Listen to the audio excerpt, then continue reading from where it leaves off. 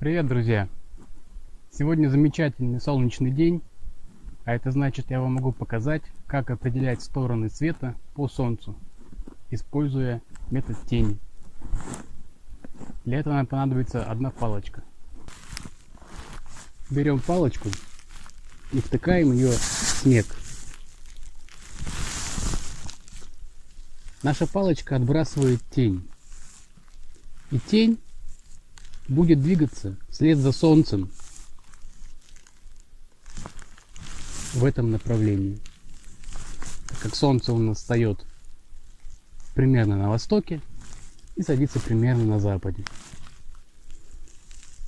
Теперь нам нужно подождать примерно 20 минут, чтобы результат был более точный.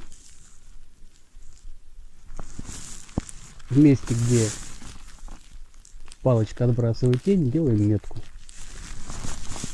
и оставляем.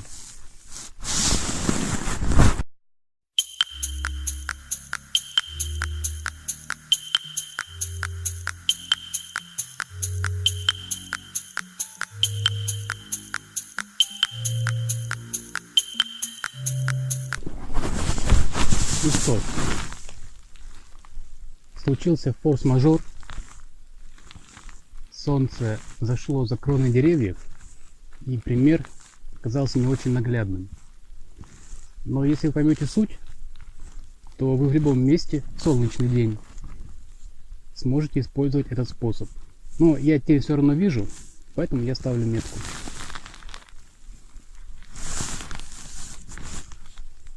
Что мы делаем дальше? Сквозь эти линии проводим сплошную линию. Получается, что здесь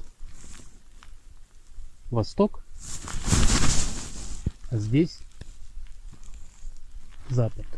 Вот, соответственно, все мы проходили уроки географии и знаем, если провести перпендикулярную линию, то здесь будет север, норд, здесь будет юг, саус. Север там, запад там, восток в мою сторону, юг туда. Теперь давайте проверим, насколько этот способ имеет место быть, жить. Возьмем компас туристический.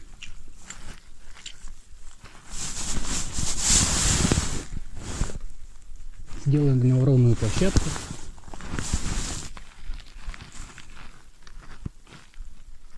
И оставим в покое.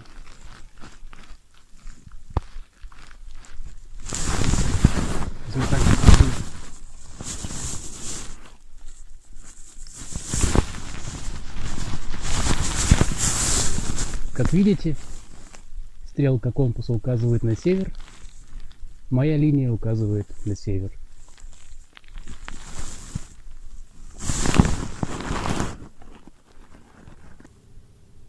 Пока продемонстрирую вам свой зимний лагерь. Неделю назад я начал его копать, сегодня продолжил. Здесь у нас будет кострище. Как видите, эти дрова с прошлого раза, это свежие. Сразу скажу, я рублю только сухие деревья. Я их даже не рублю, они падают сами, если толкнуть рукой.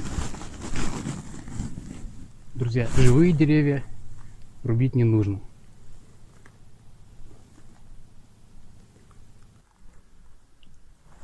Ну вот, теперь, когда костер готов, можно посушить намокшую одежду, ходил по сугробам, и приступить к постройке шалаша. Костер достаточно горячий.